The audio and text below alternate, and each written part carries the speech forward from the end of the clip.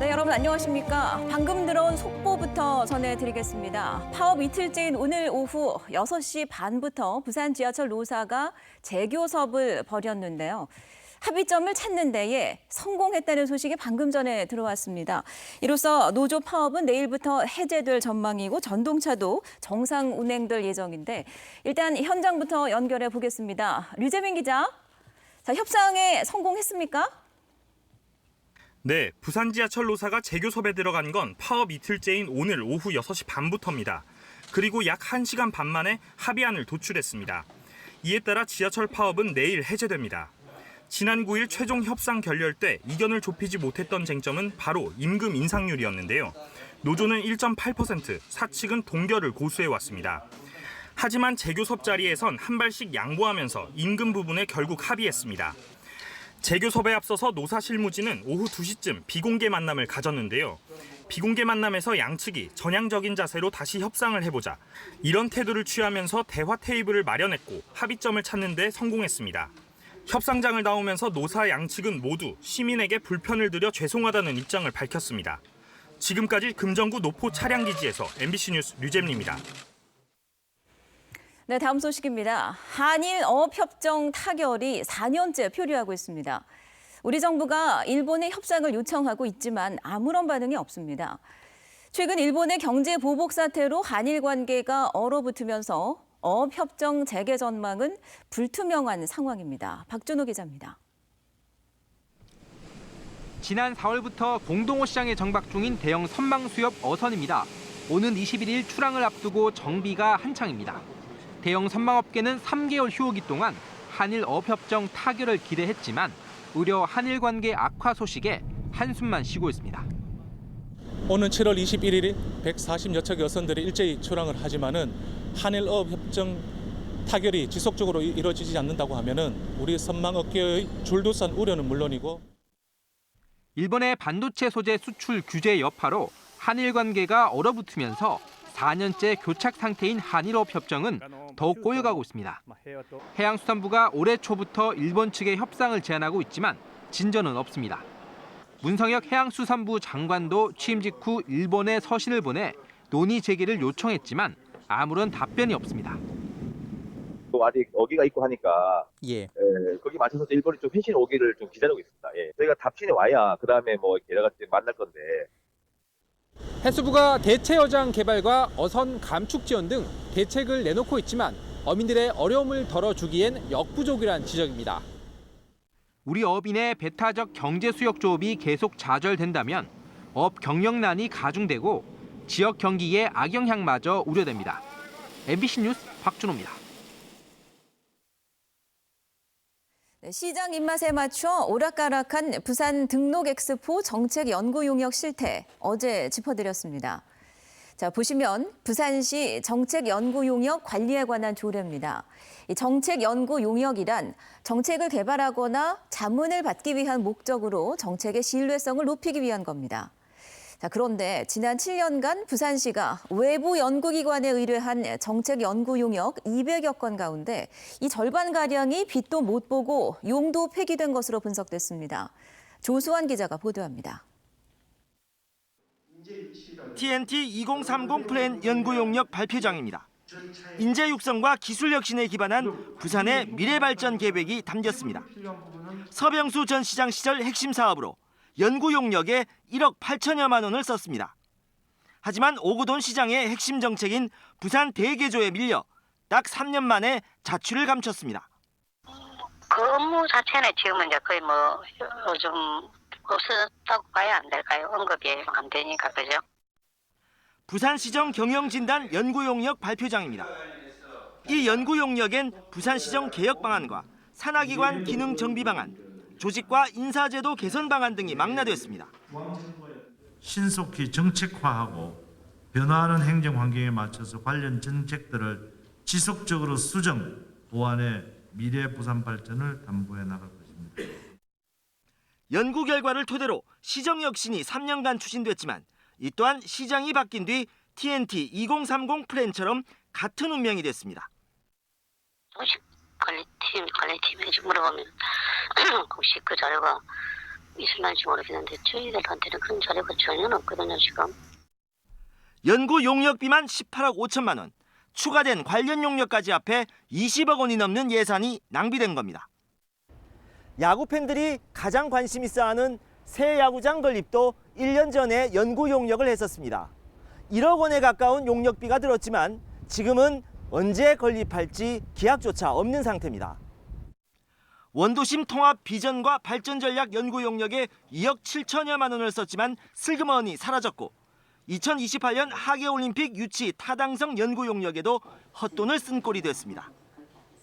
정책을 이게 과연 정말 정책을 수행해도 되는지 안 되는지의 원점에서 놓고 그 용역을 한 것이 아니라 이 용역을 수행하는 근거를 마련하기 위해서 취재진이 지난 7년간 부산시의 정책 연구 용역 211건을 분석한 결과 법적으로 반드시 공개해야 하는 사후 활용 결과 보고서도 없이 용도 폐기된 연구 용역이 53%에 달했고 이를 연구 용역비로 계산하면 100억 원을 허공에 날린 셈입니다. MBC 뉴스 조수아입니다.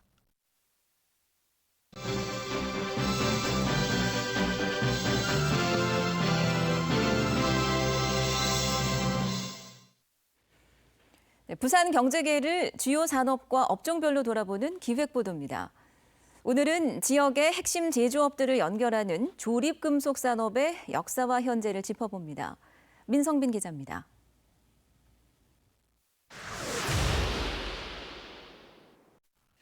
단조와 도금, 열처리 과정을 거쳐 각종 기계 부품을 만들어내는 조립금속 산업. 철강 산업에서 원재료를 공급받아 기계와 자동차, 조선 산업에 부품을 조달하며 지역 핵심 제조업을 아우르는 근간 산업입니다. 일찍이 조선과 직무업이 발달했던 부산은 1950년대부터 관련 금속 기업들이 발전했습니다. 수입에 의존했던 기계부품 국산화를 부산 기업들이 이끌면서 한국 공업 발전의 토대를 마련했습니다. 이곳 부산 동네에 있는 한국금속공업에서는 지금까지 수입에만 의존했던 포장용 대강을 완전 국산화에 성공했습니다. 연간 300만 달러어치 이상을 동남아 여러 나라와 미국, 아프리카 등지에 수출하고 있습니다. 태웅과 리노공업, 동은단조와 동신유압 등 부산의 대표적인 조립금속 업체들이 현재도 전국적인 위상을 떨치고 있습니다. 부산의 조립금속 업체는 645개, 종업원 16,000여 명으로 지역 제조업에서 15% 안팎의 비중을 차지합니다. 하지만 출하액과 부가가치는 10%가량으로 업체 수와 산업 규모에 비해 적은 편입니다. 수출액도 매년 7억 달러 정도로 지역 내 수출 비중이 5%대에 불과해 영세성의 한계가 뚜렷합니다. 그 업종의 특성상 진입장벽이 낮다 보니까 영세업체들이 많이 진입해 있는 것이 사실입니다. 그래서 지금 고부가가치화라든지 사업의 기술 경쟁력을 강화하기 위한 R&D 투자를 확대해야 되는 그런 숙제도 안고 있는. 창업 41년을 맞은 부산의 중견 기업인 금성볼트공업. 볼트 하나만을 전문적으로 생산하며 200억 원 넘는 연매출을 올리고 있습니다. 전체 직원 대비 연구인력 10%, 매출의 5%를 연구개발에 투자하며 현대차와 광희산업체 등에 납품하고 있습니다. 화전산단 1공장입니다. 금속볼트는 지름 5mm짜리에서 이렇게 20mm짜리까지 수백 가지 볼트 제품들을 라인별로 생산하며 500만 달러 누적 수출액을 기록하고 있는데요. 이번에는 옆 건물 2공장으로 가볼까요? 최근엔 고층 건물 높은 곳까지 물을 끌어올리는 부스터 배관 제작까지 사업 영역을 확장해 산업 환경 변화에 대비하고 있습니다. 남이 어려워서 기피해가 안 하려는 제품들을 우리는 도전을 해서 성공을 하고 있고 또 거기 고객들이 찾아오는 그런 제품들을 만들어서 우리는 성공하고 있습니다. 갈수록 항공과 IT 등의 부품 수요가 많아지면서 신기술 개발이 조립금속 산업 발전에 관건이 되고 있습니다. 하지만 지역은 영세업체가 많아 정부의 지원이 절실한 것으로 지적됩니다. MBC 뉴스 민성빈입니다. 부산, 울산, 경남 지역 대학 총장들이 동남권 관문공항 건설을 촉구하고 나섰습니다. 지역 청년들의 미래 일자리를 위해서라도 제대로 된 동남권 관문공항이 필요하다고 주장했습니다. 조재형 기자입니다. 부산 지역 8개 대학 총장이 한자리에 모여 동남권 관문공항 건설을 촉구하는 성명을 발표했습니다. 지역 대학 총장들이 김해 신공항 문제로 한 목소리를 낸 건 이번이 처음입니다. 이들은 성명에서 부울경 지역민들의 안전과 편의뿐만 아니라 국가 균형 발전을 위해서라도 동남권 관문공항 건설이 필요하다며 정부와 정치권이 책임 있고 조속하게 사업을 추진할 것을 촉구했습니다. 국가 균형 발전의 상징이 될 것이며 어디에 살든 우리 국민 모두가 소외받지 않고 골고루 행복한 삶을 누릴 것을 대변하는 것. 또 신공항 문제는 지역 경제와 지역 대학 청년들의 미래를 결정할 핵심 사업이라고 강조했습니다. 산업 활성화와 청년 일자리 창출의 도화선 역할이 될 동남권 관문공항의 건설 촉구 성명을 이들은 앞으로 동남권 관문공항 건설을 촉구하는 다각적인 활동에 대학들도 적극 동참할 것을 결의했습니다. 이번 성명서엔 부산과 울산, 경남 지역 21개 대학이 뜻을 같이 했습니다. 김해 신공항 확장안은 지난달 20일 부울경 광역단체장과 국토부 장관의 합의로 국무총리실 최종 검증이 확정된 상태입니다. 한편 이낙연 총리는 이번 국회 대정부 질문에서 김해 신공항 문제와 관련 필요하면 국외 전문가를 불러 공정하고 과학적인 검증을 실시하겠다며 조속한 결론을 내릴 필요성에 공감했습니다. 이에 따라 총리실이 진행할 검증의 절차와 범위, 방법 등에 대한 논의가 본격화될 것으로 보입니다. MBC 뉴스 조지영입니다. 일본 노선을 중심으로 성장을 거듭하던 저비용 항공사들이 일본의 경제 보복 조치 영향으로 중국 노선으로 눈을 돌리고 있습니다. 에어부산은 이달 중순부터 부산 옌지, 부산 장자재 노선을 대폭 증편 운항하고 지난 5월 운수권을 받은 인천 출발 중국 노선도 연내 취항을 서두르고 있습니다. 제주항공도 부산 장자재 등 신규 노선을 올 3분기 중 취항하는 등 한중 노선 운수권을 추가 확보한 저비용 항공사들의 중국 취항이 확대되고 있습니다. 부산시가 주최하고 부산문화방송이 주관하는 36회 부산음악 콩쿠르 수상자에 대한 시상식이 오늘 오후 4시 부산문화회관에서 열렸습니다. 오늘 시상식에서는 피아노 부문 김나형 씨와 바이올린 부문 김혜진 씨 등 모두 7개 부문에서 1등상 6명, 2등상 6명 등 19명에 대한 시상이 이루어졌습니다. 시상식에 이어서 오후 4시 반부터는 각 부문 1등 수상자들과 이민형이 지휘하는 부산시립교향악단 협연으로 축하 연주회가 열렸습니다.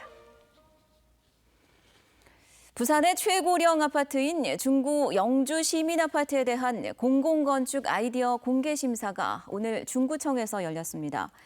이번 공개심사는 건축가 6명의 작품을 지역 주민과 관계자들이 참관한 뒤 투표하는 방식으로 진행됐으며 투표 결과는 최종 평가에 반영됩니다.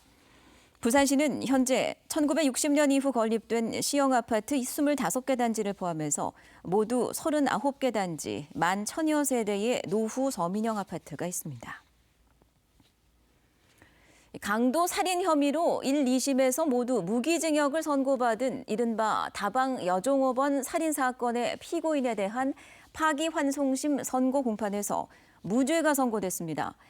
부산고법 형사 1부는 직접적인 증거가 없는 상황에서 진술 등 일부 간접 증거가 위법한 데다 합리적 의심이 없다고 보기 어렵다며 피고인 양모 씨에 대해 무죄를 선고했습니다. 지난 2002년 일어난 다방 여종업원 살인 사건의 피의자로 2017년에 체포된 양 씨는 1, 2심 모두 무기징역을 선고받았으나 대법원은 증거 부족과 진범이 있을 가능성을 들어 부산고법으로 사건을 돌려보냈습니다. 카이스트 부설 한국과학영재학교에서 한 학생이 시험 문제지 보관실에 침입해 징계를 받은 사실이 확인됐습니다. 한국과학영재학교에 따르면 학생 A군은 지난달 17일 새벽 기숙사를 나와 수학 과목 시험지가 보관된 본관 5층 담임교사 연구실에 무단 침입한 사실이 확인됐습니다.